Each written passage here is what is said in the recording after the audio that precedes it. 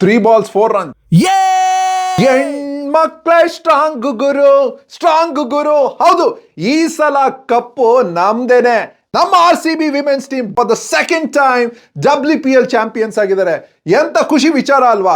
ಮೊನ್ನೆ ತಾನೇ CCL ಅಲ್ಲಿ ಕಿಚ್ಚ ಸುದೀಪ್ ಅವರ ಟೀಮು CCL ನ ಗೆದ್ದು ಚಾಂಪಿಯನ್ ಆಗಿದ್ರು. ಈಗ ನಮ್ಮ RCB ವಿಮೆನ್ಸ್ ಟೀಮ್ WPL ಗೆದ್ದು ಚಾಂಪಿಯನ್ಸ್ ಆಗಿದ್ದಾರೆ. ನಮ್ಮ ಕರ್ನಾಟಕದ ಟೀಮ್ಗಳು ಗೆಲ್ತಾನೆ ಇದ್ದಾರೆ. For the second time RCB women's team finals ಬಂದಿತ್ತು. ನೀವು WPL ನ ಹಿಸ್ಟ್ರಿ ನೋಡಿದ್ರೆ ಪ್ರತಿ ಫೈನಲ್ಸ್ ಅಲ್ಲೂ ಫೈನಲಿಸ್ಟ್ ಆಗಿರೋದು ಡೆಲ್ಲಿ ಕ್ಯಾಪಿಟಲ್ಸ್. ಬಟ್ ಅವ್ರು ಒಂದ್ ಸರಿನೂ ಗೆದ್ದಿಲ್ಲ. ನಮ್ಮ RCB ವಿಮೆನ್ಸ್ ಟೀಮ್ 2ನೇ ಸರಿ ಫೈನಲ್ಸ್ ತಲುಪಿದ್ದಾರೆ. ಅದರಲ್ಲಿ ಆಡಿ ಈಗ 2ನೇ ಬಾರಿಗೆ for the second time champions ಆಗಿದ್ದಾರೆ. ಈ ಫೈನಲ್ಸ್ ತುಂಬಾನೇ ಇಂಟೆನ್ಸ್ ಆಗಿತ್ತು. ಸ್ಮೃತಿ ಅವರು ಟಾಸ್ ಗೆಲ್ತಾರೆ. ಇದು ಒಳ್ಳೆ ಬ್ಯಾಟಿಂಗ್ ಪಿಚ್ ಆಗಿದ್ರಿಂದ ಚೇಸ್ ಮಾಡೋದು ಈಸಿ ಆಗುತ್ತೆ ಅಂತ ಡೆಲ್ಲಿ ಅವ್ರಿಗೆ ಫಸ್ಟ್ ಬ್ಯಾಟಿಂಗ್ ಕೊಡ್ತಾರೆ. ಡೆಲ್ಲಿ ಅವರು ಒಳ್ಳೆ ಡೀಸೆಂಟ್ ಸ್ಟಾರ್ಟ್ ಮಾಡ್ತಾರೆ. ಜಮೀಮಾ ಅವರು 50 ಹೊಡಿತಾರೆ. ಎಲ್ಲ 170 180 ಬರ್ತಾರೆ. ಅಂದ್ರೆ ಲಾಸ್ಟ್ ಅಲ್ಲಿ ಬಂದ ಹೆನ್ರಿ ಅವರು ಆ ಸ್ಕೋರ್ನೇ ಚೇಂಜ್ ಮಾಡ್ಬಿಡ್ತಾರೆ. 203 ಹೊಡೆದು 204 ಟಾರ್ಗೆಟ್ ಕೊಟ್ಬಿಡ್ತಾರೆ.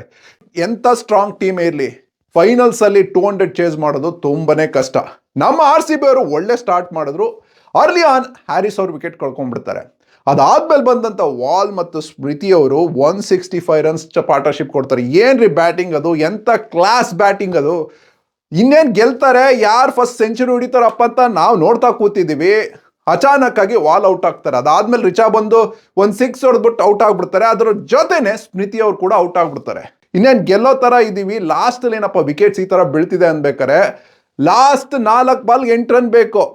T20 ಟರ್ಮ್ಸ್ ಅಲ್ಲಿ ತುಂಬಾನೇ ಈಸಿ. ಬಟ್ ಇದೇನಿದು ಫೈನಲ್ಸ್ ಅಲ್ಲಿ 2 ರನ್ ಹೊಡೆಯೋದು ಕಷ್ಟ. ಅಂಥದ್ರಲ್ಲಿ ರಾಧಾ ಅವರು ಬ್ಯಾಕ್ ಟು ಬ್ಯಾಕ್ 4 ಹೊಡೆದು ನಮ್ಮ RCB ನ ವಿನ್ ಮಾಡಿಸಿದ್ದಾರೆ. ನಾವು ಚಾಂಪಿಯನ್ಸ್ ಆಗಿದ್ದೀವಿ. ನಮ್ಮ RCB women's team WPL champions ಆಗಿದ್ದಾರೆ. ಇದೇ ರೀತಿ ನಮ್ಮ RCB ಮೆನ್ಸ್ ಟೀಮು IPL ಗೆಲ್ಲಿ ಅಂತ ನಾವು ಇವಾಗ್ಲಿಂದ ಆಶಿಸ್ತೀವಿ. ಗೋ RCB, ಈ ಸಲ ಕಪ್ ನಮ್ದೇನೆ.